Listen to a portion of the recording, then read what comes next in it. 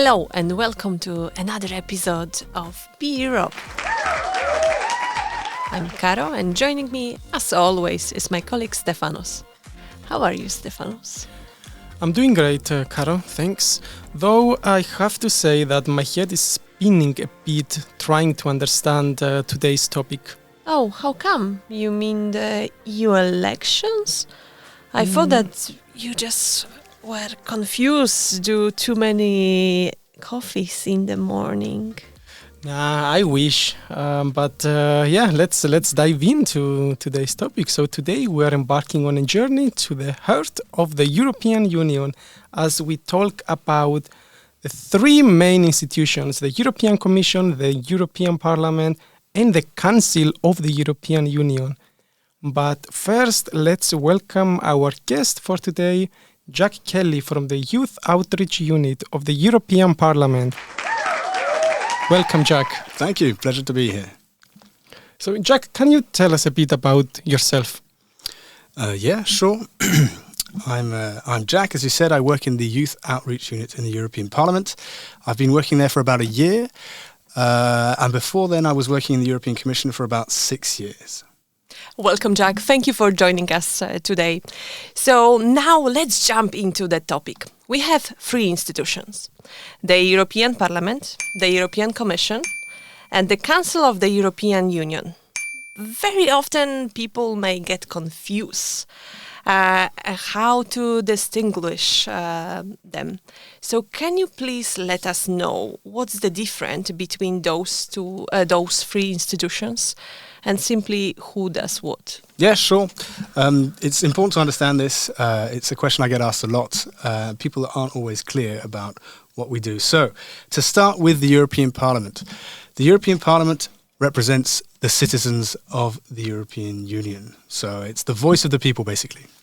The European Commission is the executive body of the European Union, and it represents the interests of the European Union as a whole. Okay? And the Council of the European Union is made up of the ministers of the different governments, and it represents the member states' view. And what about the European Parliament? How are the members of the European Parliament elected? Well, they're elected through elections, and we're actually holding some elections this year between the 6th and the 9th of June 2024. The date depends on your member states. If you need any information about that, you can find it online. Just go to elections.europa.eu. You will find the exact dates for all the member states in the EU. You'll also find information about how to register to vote if you've never done it before. Something to keep in mind is that in some member states, younger people will be allowed to vote for the first time. So that's people under 18. So 16-year-olds in most countries and 17-year-olds in Greece will be able to vote. So do check that out, see if you're eligible to vote. And you can also find the manifestos of the different European political groups on our websites too, or links to them. So you can check out what they're actually doing and who you'd like to vote for if you're not sure. So the members of the European Parliament are elected directly by the people. Correctly. What about the national parties and then the European groups in the European Parliament? What are those and how are they related to the members of the European Parliament? Well, since 1979, as you said, the MEPs have been elected by universal suffrage directly by the people of the European Union. And they've tended, these MEPs, the elected official representatives, have tended to reflect the political parties in the member states, okay? But not all political parties in the member states are represented in their party form, their national party form in the European Parliament. So basically we have 7 political groups in the Parliament. And if you're from, more of a right-wing group or a left-wing group, you will find the party in the Parliament that represents you, that has the same kind of values as you do on the European level. So you may come from a specific party in Greece that doesn't have a specific party in the Parliament, but there'll be a left or a right or a central or a far right or a far left group with whom you share a lot of things, and you'll join that group. Okay, that's clear. Thank you for explaining us. I also have a question about the meetings of the European Parliament in Strasbourg. Any insight of this charming tradition? Yeah, sure. So about once a month, it's written in the treaties that make up everything that the European Union does, including the European Parliament. So about once a month, the Parliament has to convene in Strasbourg in order to vote on legislation. Strasbourg is actually the official seat of the European Parliament. It was put there for historical reasons. When the European Union was founded, there was an idea that Strasbourg was a symbol of the struggle between France and Germany. It was a city that had been fought over by these powers for centuries. And therefore, the idea was to make this city not just now a French city, but kind of a city that was for all Europeans. And so it was a good idea that the people's voice, the European Parliament, be situated in this city with that symbolic value. I mean, I think it's something we can understand now with the difficult contexts or war basically around the edges of our European Union. We can see that some countries fight over territory because of cultural or historical links that they see there, and this was the case between France and Germany, so hence the idea to have the seat of the European Parliament there. What goes on there? Well, there's the plenary. There's a monthly plenary session in which legislation is voted upon by the MEPs, so that's why they go there. That's the number one reason why they go there. That's a cute tradition. Some people may say that the European Parliament does not have a lot of power. What do you think about that? Well, that's not true. The Parliament didn't always have power. The powers of the European Parliament have been complemented and have changed over the years. Now it's democratically elected. It represents the views of the European citizens. And how does it do this? Well, it does it when working on legislation. Earlier you asked me about what MEPs are, what they do. One of the things they do is they negotiate laws. The way this works is that the Commission proposes a law, so the Commission writes this law, and then it is sent to the Council of the European Union and the European Parliament simultaneously. And the members of the European Parliament are divided into different committees. So there's about 20 of them. These committees work on specific aspects of policy. So there'll be one committee that works on agriculture, one committee working on defence, one on culture, for instance. So when a law in one of those domains comes to them, to that specific committee, they'll look at it. They'll look at what the Commission has written, and they will look at it from the perspective of their political group in the Parliament, and also from the perspective of the European citizen, obviously. And they'll change that text if they see issues with it. If they see things that are missing, that haven't been taken into account, they'll put forward proposals. So will the Council, and then they'll try and find the best law possible for the European citizen. So that's one of the powers that the European Parliament has. Another power is the budget. So the European Parliament... The important things. Well, it's important in an institutional way of thinking because they approve the budget. So basically, budget is the cash, right? Without the cash, the Commission, whose job is to propose legislation and then to implement and control that this legislation is being put into place, without that money, the Commission can't do that. Right? So if there's an issue, this is the last resort. It's kind of like the nuclear button that the Parliament can press and say, hey, we don't agree with what you're doing. We've gone over your accounts. You're spending money in the wrong way. You're not upholding whichever values, whichever laws we think you should be. We're taking the money out of the equation. This has been used in the past. It's been used on 2 occasions. And on one of these occasions, it actually brought the Jacques Santer Commission, that was the name of the president at the time in 1998, it brought it down. So the Commission resigned. So the Parliament has quite a bit of power now on the way the EU works. Great. So the Parliament, they negotiate the laws, as you said, coming from the European Commission, and they also approve the budget of the Commission. Mm-hmm. And speaking about the Commission, can you also explain us what are those commissioners that we all hear about every day? I think there is a meeting today, but that's for the Council actually, not for the Commission. But can you explain us what are those commissioners? I noticed there was a meeting today as well because on the way here there's police all over the place, helicopters, CD cars driving all over the European quarter, and that's how I realised something was going on. The European Commission and the Commission. So who are the commissioners? Well, the commissioners are basically the political elite or the political level of the European Commission, right? They're usually politicians or former politicians from the member states, and they make up what is called the Commission. The Commission itself, it's kind of there's two concepts. The Commission as an institution is those big buildings in Brussels where these laws are written and then implemented. But the other commission is actually the name of the grouping of these 27 commissioners, one from each member state. The president of the commission is also a commissioner. She's actually, the actual president is the commissioner for Germany. They meet once a week and they go over all the different legislative proposals that their teams have drawn up, and they vote on them because everything they do has to be done basically by unanimously. So and they're all responsible for all the laws that will then get passed down to the council and the parliament to go over. Am I missing anything? And who chooses those commissioners? Who chooses them? Well, they're actually chosen by the president-elect of the European Commission. Okay. So when the president of the commission is chosen, I think we'll go into this later, they have to put forward some names for commissioners, one from each member state, and they usually have to have some kind of knowledge of the field they're going to be given. Something I should have mentioned perhaps earlier is that they're responsible for a specific area of policy. So as we said in the Parliament, we have committees that are responsible for different areas. In the Commission, we have directorates generals or DGs. And a commissioner is usually in charge of one or two DGs that work in the same kind of field. So they will have knowledge in hopefully on this.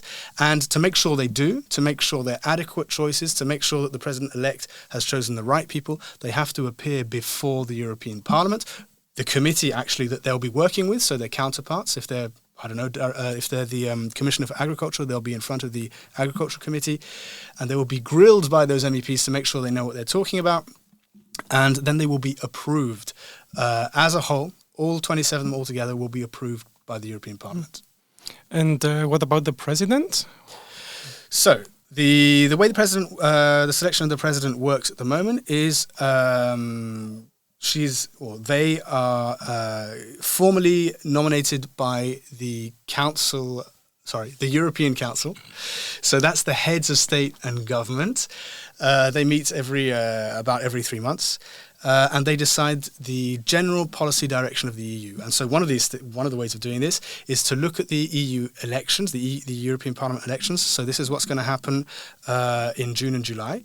They will look at that. They'll see which parties were the big winning parties that came out of that, and they will select a candidate to become European Commission President based on that. They will put this person forward to the Parliament, and the Parliament will also approve this person. Right, and is that what we call the Spitzenkandidat? The Spitzenkandidat. You said it better, yeah, with the accent. The lead candidate. No, it's not exactly that. The lead candidate is the candidate that is. There are a number of them who want to become president. They are actually nominated by the political groups in the European Parliament. So, for instance, Ursula von der Leyen, who is the actual president of the European Commission, is also the Spitzenkandidat to become president again. She's the Spitzenkandidat for the EPP political group. So the idea there was that in the past this is not how it works. So the European Parliament put forward the idea that it would be great for citizens when they vote in the European Parliament elections also to have an idea of who is going to become their president. So they're basically voting for the president. If you go on that elections website I mentioned earlier, you will see in the manifestos of the different political groups who they're putting forward as their candidate for the presidency of the European Commission. And so that way you know exactly who you're voting for, and hopefully your candidate, if your political group is the big winner of these elections, hopefully that candidate will be put forward and will be approved by the rest of the European Parliament to become the the Commission's president. Sorry. Okay, so it means in the end we'll have seven potential Spitzenkandidaten. More or less. The only exception is the Greens, who always put forward 2 candidates. So yes. Okay. Brilliant. Jack, you explained us the European Parliament. You told us a little bit more about the European Commission. Mm-hmm. Now, Let's move on to the council or councils.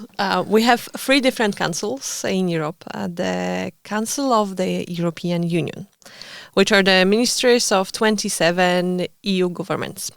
But there is also the European Council and the Council of Europe. What do they do? Okay. Let's start with the Council of the European Union. The Council of the European Union is the tandem of the European Parliament. So they do the same thing as the European Parliament. That's to say that when the legislative proposal comes down from the European Commission, they're the ones who will look at it. As you said, it's made up of the ministers from the 27 member states of the EU. They usually meet about I think it's once a month in Brussels, and they go over this legislation in different working groups. So the working groups are the equivalent of the committees in the European Parliament. As I said, there's one for agriculture, etc., etc.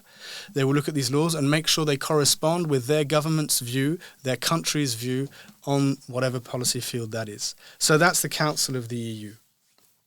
The European Council, as I already mentioned, is the configuration made up of the heads of state and government who give the policy priorities for the general policy priorities for the whole of the European Union. Since they're democratically elected, it kind of makes sense that what they want should kind of be reflected in what the EU is striving to do. They meet every 3 or 4 months in Brussels. The Council of Europe is not an European Union institution. It's based in Strasbourg, just to make things confusing, and is about 100 meters away from the European Parliament building in Strasbourg, but it's not an EU institution. It's actually a leading human rights organization, and it has 46 member states, so countries. All EU member states are part of it, but there are others as well, and until a couple of years ago, even Russia was part of this body, to show you that it's actually really big, and it involves a lot of big players. Okay, that's clear. Thank you so much for explanation, because I had to admit I felt a little bit confused. The names are pretty similar, so thanks for giving us very simple explanation. And I'm just wondering, is there any relationship between the Council of the European Union and the European Parliament? Yes, I mean, we've been alluding to it throughout this interview. There is a relationship, of course. They're going over these texts, these laws that come down from the European Commission. They're tweaking them at the same time, basically. Mm-hmm. This is the ordinary legislative cycle, or the trilogues that you hear of sometimes. It's when they meet and go over these texts. I actually had the pleasure of working on one a couple of years ago. It's a really interesting process. It is basically a big Word document law, basically a law in a Word document, and you spend hours going over each word, and each institution, the Parliament and the Council, go over it and say, hey, we don't like this word, you have to change this, or you need a sentence on this, you've forgotten this, and you go over it. And the Commission is in the middle and tries to mediate between the two to find a solution that will please everyone. Because in the end, the idea is to get these laws out there as soon as possible, but also in the best formats, so that they won't have to, there are no issues with them. We want them to work. I mean, that's the whole point of the thing. We don't want to make problems. We want to make sure that everyone's happy. And so that's what the Commission does. Sounds like they are busy. Very busy. Yes. Lots of this work can go on late into the night. I remember a few years ago when I went back home in Cyprus. I think it was Christmas period, and I was sitting there with my uncle, and he asked me. Basically, he said to me, Stefanos, I have some questions about the European Union. So, as he told me, the European Commission is like the government. The European Parliament is like the national parliaments. What about the council? What do they do? And it was very, very difficult for me to explain to him, in relation to the local governments. And soon you will able to share with him the link to this podcast, and he can find answers. Of course, yeah. That's why we're doing this podcast, for my uncle. Well, maybe one way of looking at it, it's not exactly the same thing, but if you think of your national government, it's usually composed of 2 chambers. You'll have the lower chamber, which is usually elected directly by the people, and then you'll have some kind of Senate who have a second look at laws, right? So that's basically the parliament is the lower chamber, directly elected. It's the politicians in your government. And then the Senate is more like the council, right? And as you said, the European Commission is the executive. So their job, it's not a political one. Their job is to get out there to make the laws happen, right? So they propose the laws and then they make sure they're done. So it's like the government. It's just like normal officials in a government. So there you go. Maybe that's something you can explain to your uncle. Yeah, I think in a few months when I will be back home, I will be able to explain him this time. Good. Great, Jack. Thank you very much. And now let's play. I have one more question. You have one more question. I do. Go ahead. Indeed, you have one more question. I was so excited for the game, and there's a game. Of course, there is a game. The game have to wait. I mean, we are speaking about your uncle, but in the same time, there's more people, and there are some people who may wondering if they should or should not vote in the European elections, which are coming this year in June. So my question to you, Jack, is, in your opinion, why should people, and especially young people, vote in upcoming European elections? Well, I mean, it seems obvious to me, but I was listening to some colleagues of mine doing a feedback session on the Eurobarometer this morning, actually, a couple of hours ago. And they were explaining that I think it's 80 or 90% of Europeans feel that the EU affects them in some ways. Okay, not all countries are the same, but I think every country was over 60%. So the laws that are made at EU level affects the citizens in their daily lives. That was the result. The majority of people believe that. Well, if you believe that, this is your way to influence those laws. If you don't, then you're leaving your vote to someone else. Someone else will decide your future for you. You don't want that, right? The other thing is that there's an EU dimension in nearly everything we do. If we look at what most people and young people especially are worried about at the moment, it's human rights, it's finding a job, it's education, it's also defense, it's the feeling that there's more and more poverty out there, energy crisis, migration, you name it. Now, all these things can be tackled on a national level, a local level, but I think we all agree that if you want a stronger, more robust, unified approach, the bigger the level, the higher the level, the more countries involved, the more effect you're going to have. If you want to save the environment, it's great if you put your plastic in the right bin and your paper in another one. But if you're the only one doing it, it's not going to make much of a difference. So when 27 member states, 446 million people are doing that, that's going to have a much greater effect. And what you can do by voting is vote for the people that you want, from the political parties that you want, who represent you and your vision of the future. And they will make sure, or they will help to make sure, that nearly 500 million people in Europe do things the way you think they should be done. The final thing is that the more people who vote, the more democratic the outcome of the operation. If nobody votes, if one person votes, if 20 people vote, if only old people vote, whatever it is, then it's their election. But the more of us who vote, first of all, the more views we will get, the more different opinions we'll get. We'll have a representative, more diverse European Parliament. It will reflect us. It will be much more democratic. So I think it's for those reasons that young people should certainly get out there and vote. It seems like our campaign, "Don't let others choose for you." Yeah, it's very similar to our slogan. Yeah, which is?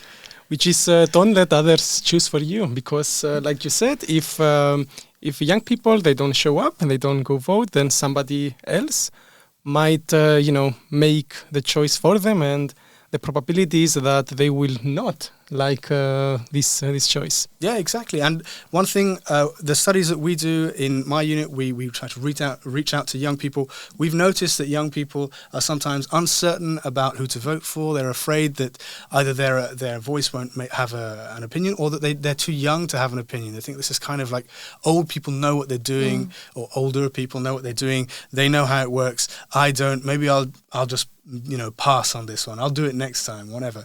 That's not true, actually. Lots of people are unsure of their choices, but the best way to get sure of your choice is to go and check them out. As I said, once again, on that elections.europa.eu website that we have, you will find the manifestos of the people who will represent you.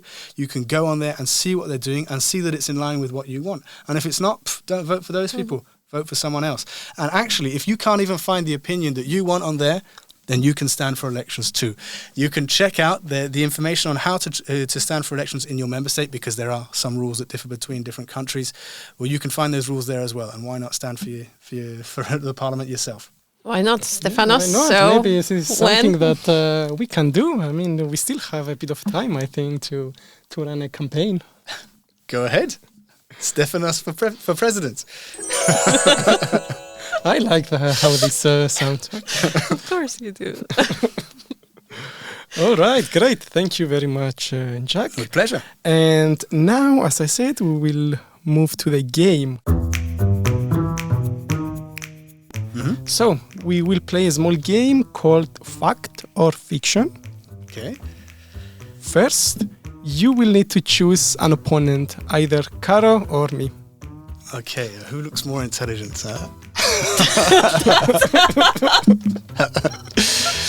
Should I describe you? No, I won't do that. What is the game about? You say it's fact or fiction? It's a fact or fiction, so you will pick an opponent, and then the one who was not chosen will be the facilitator, and they will present a series of statements related to the EU elections or the EU institutions. And the task will be to guess whether these statements are true or false, so either fact or fiction. Okay, well, let's go for Caro. Okay, all right. Jack versus Caro. Right, okay. So, the first question goes to Caro. So, Caro, currently there are 710 members of the European Parliament. Fact or fiction? This is fiction. This is fiction, and do you know the correct answer? I think it's 705. Correct, 705, and we have 1 point for Caro. Yeah, and after the elections there'll be 720. Correct, yeah, 720. Are you trying to get extra points? Can I? We will see in the end. All right, then second question goes to you, Jack. The first European Parliament elections were held in 1977. Fact or fiction? Fiction, 1979. Correct, 1979. Yes. Extra point if you remember the first President of the European Parliament. Of the democratically elected European Simon Parliament. Veil. Yeah, correct. I think we had this We one. already asked that question, yeah. so definitely you answer much quicker. All right, we are in a tie now, and then the third question goes to you, Caro. So, currently there are 5 political groups in the European Parliament. Fact or fiction? Fiction? Fiction, it's correct. And do you know the correct number? Hey, you asked me to choose if it's fact or fiction, huh? Let's keep there. There are 7. There are seven groups, yes, indeed. All right, so the next question goes to you, Jack. The EU elections will be held between the 6th and the 9th of June 2024. Fact or fiction? Yes, that's a fact. That was an easy question. Yeah, thanks. So now we are 2-2, right? If my maths are correct. Yeah, I think so. So last question goes to Caro, Can I give answer before you will read the question? Because I The know. an- do you know the answer? I know the right answer. The right answer is registered for Together EU. of course, registered for Together EU is always the answer. Yes. So find the link on the Eurodesk info cap and registered for Together EU. Registered for Together EU. You can also find the link in our social media channels, Instagram, LinkedIn, Facebook, and TikTok. Cool. I'll also answer a question in that case on that kind of thing. We have a new a button on our website now, which is called a Remind Me to Vote. So don't hesitate to register for a Remind Me to Vote. Basically, what you do is you put in your member state where you'll be voting and your email address, and then a few days before the elections, you'll receive an email saying, "Hey, no, you're not going to that barbecue on Sunday." Or at least you vote first and then you go to that barbecue, okay? So, because we've noticed that one reason why young people don't vote is because they forget or they're busy or they have other things to do. So, Or they go on holidays during the election. exactly. So, hopefully this email will remind you to get out there and make your vote count. So, use your vote. Oh, that's brilliant. Like personal assistance from the European Parliament. Indeed. Yeah. Brilliant. All right, then let's move to the last question. So, Caro, if you get this correct, you win. If not, you lose. Wait a minute. There's Jack. I'm sorry. There's no. There's no logic. Scenario for you to be a winner of I this see. game. That's what I was. Of course, if you lose, Jack will win. We'll draw, but okay. If it becomes a win, then fair enough. Go ahead. So what's the It's like question? the bonus question. So, the European Parliament has two main roles: legislative and supervisory roles. Fact or fiction? Yeah, thanks to Jack, I know that this is a fiction. He mentioned about budget. You are correct. Thank you, Jack. The three roles is legislative, supervisory, and budgetary roles. So I cannot take this prize, this win title, because the only reason why I knew it, the answer was that Jack shared the information about it during the podcast. Then congratulations, Jack. Oh, thank you. Yeah, well, you listened, so that's the most important thing. What do we win? Stefanos is cooking a dinner, right? Oh, Yeah, the dinner, and I have some EU election goodies that I will give you after the lucky podcast. me. Looking forward to it. Whew, what a game. So, Jack, congratulations. That was a fair play game. And unfortunately, it's time to wrap up this episode. So, Jack, thank you so much for joining us today. Thank you for explaining us the differences between all the European institutions. And thank you for sharing with us the insight about them. And to our listeners, don't forget to join us for our next episode, where we'll dive deeper into the barriers that rural youth face when it comes to voting. Thank you very much, Jack, again, and stay tuned for the next episode. And register on Together Register on Together EU. EU.